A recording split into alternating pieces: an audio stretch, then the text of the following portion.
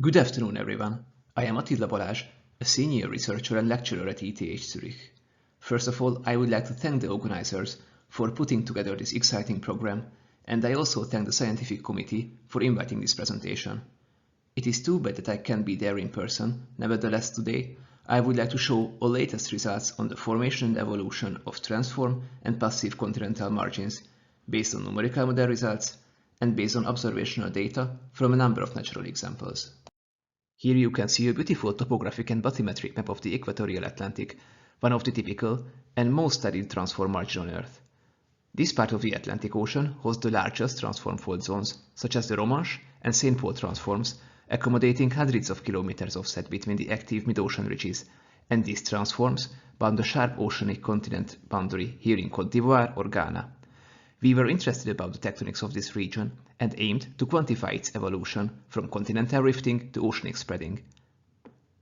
Transform margins, indicated by thick black lines on this map, represent nearly one-third part of non-convergent margins worldwide, where the ocean-continent transition is bounded by transfer zones that accommodated large offset lateral displacements.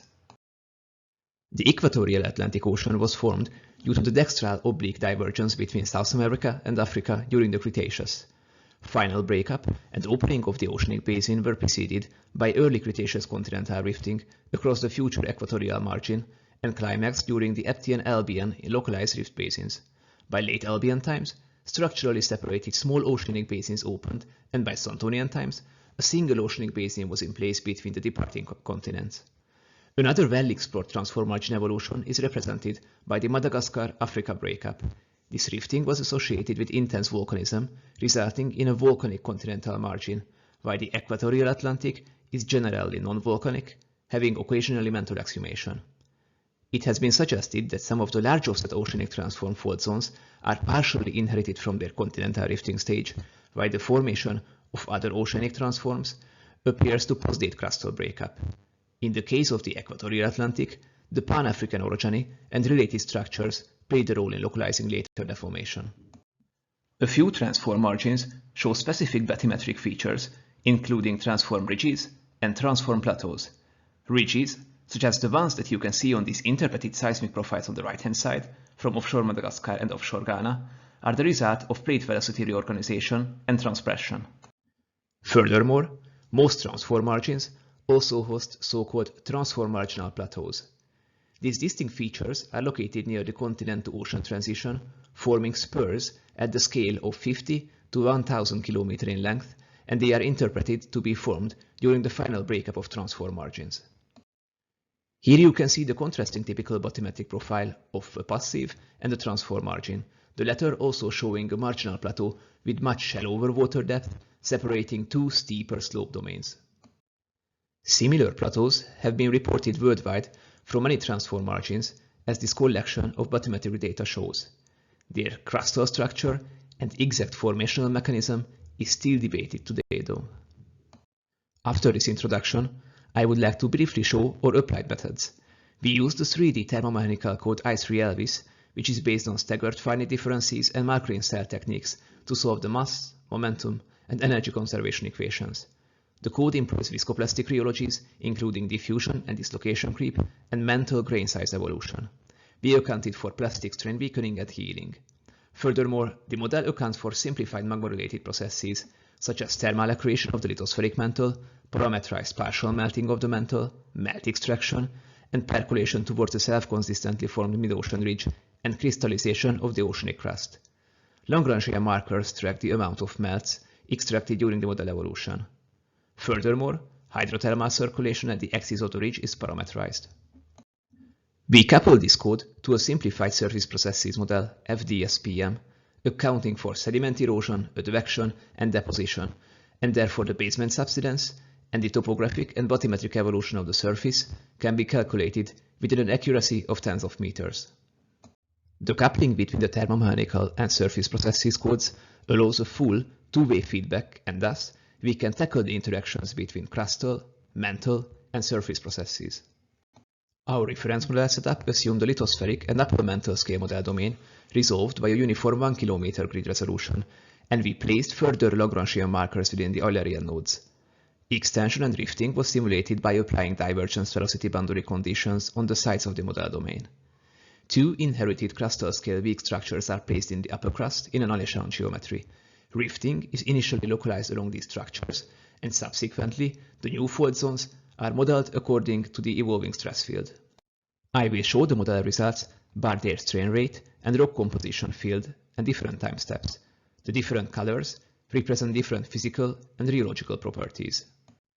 To avoid boundary effects, I only visualize the centermost part of the model, and we can also focus on the near surface evolution.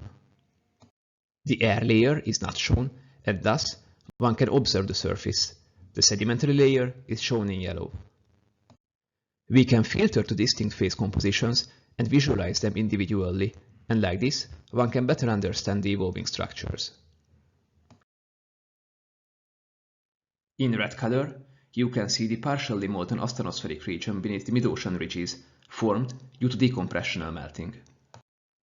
Melts are transported to the shallowest part of the partial melting volume, forming a magma chamber. Lagrangian markers track the amount of melts extracted during the model evolution. When melt solidifies locally in the magma chamber, oceanic crust generation or magmatic accretion occurs spontaneously at the walls of the magma chamber. And now let me show you the evolution of the reference model, and I will particularly focus on the spatial and temporal evolution of the active deformation, subsidence, sedimentation, and mantle melting from continental rifting to major oceanic spreading. Here you can also see the evolution of the passive margin segment of the model by this video. Note how deformation migrates from the inherited structure towards the center of the lithosphere, and extensional deformation is finally localized above the partially molten mantle domain, leading to crustal breakup and oceanic spreading. The actual 3D active deformation zones can be better visualized by the strain rate horizontal cross-section from an upper crustal depth. It is overlain by horizontal velocity vectors. Bright green and yellow colors represent active deformation. On the lower right figure, you can see the surface heat flow evolution of the rifted margin and ocean in a logarithmic scale. Let's understand the dynamics of the system step by step. 3.8 million years after the onset of extension, crustal deformation is localized along the inherited structures, leading to the evolution of two metamorphic core complexes, middle crustal exhumation, and sedimentation in superdetachment basins. Lithospheric mantle thinning occurs over a wider region. The strain rate figure also indicates the two zones of active deformation along the crustal weak zones, while the middle of the domain, within the transfer zone, more distributed deformation takes place. After 6 million years of extension prior to crustal breakup, during the rift-drift transition stage, the active upper crustal normal faults are laterally migrated from the core complexes towards the center of the model domain. Deformation is ultimately localized along two narrow rift zones located at approximately 100 km distance from each other. Thinning of the lithosphere leads to the advective upwelling of the asthenosphere and results in adiabatic mantle melting below the rift axis.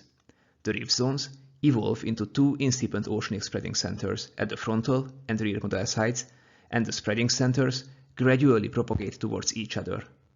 At this time, towards the transfer zone, deformation is still more distributed, and it undergoes vertical axis clockwise rotation driven by the gradual localizing rift segments.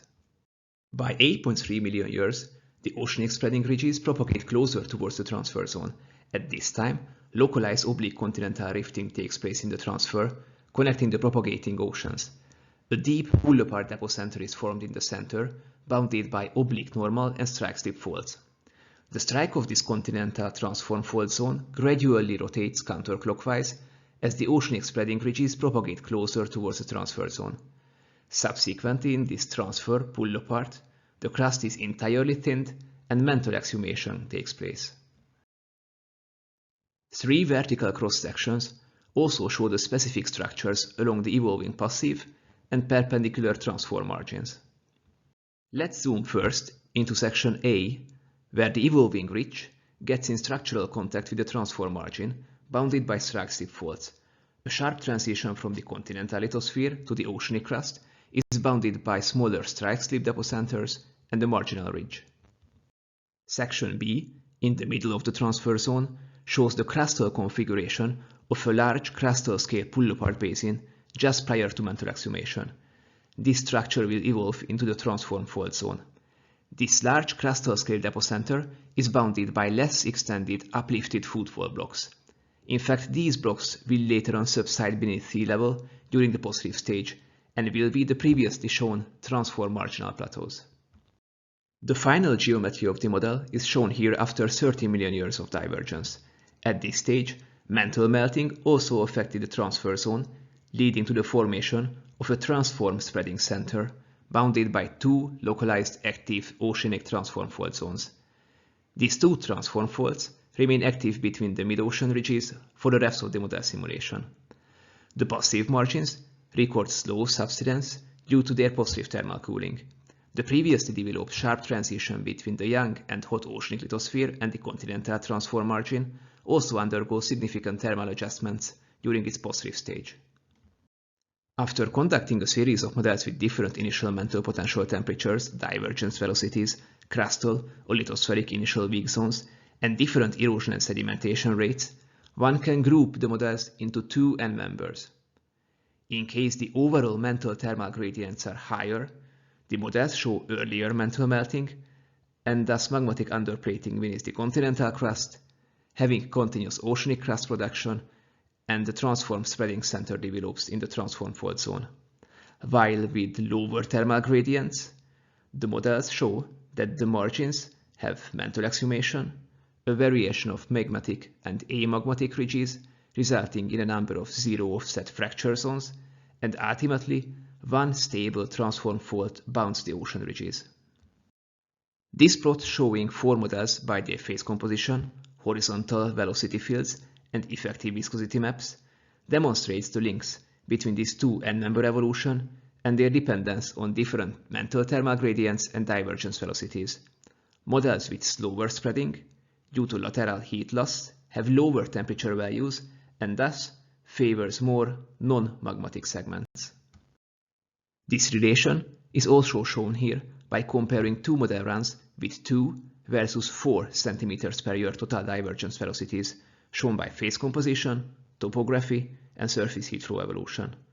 The overall evolution is similar, but much less melting occurs in the slower diverging model. As for the topographic evolution, note that both theories of models simulates the rapid uplift of the transform plateaus during the large-scale oblique extension and pull-apart stage, but subsequently these uplifted margins submerge beneath sea level during the post-rift evolution. An interesting question is how different erosion and sedimentation rates affect the transform evolution. Here you can see two models with different surface processes rates, but otherwise all other parameters are identical.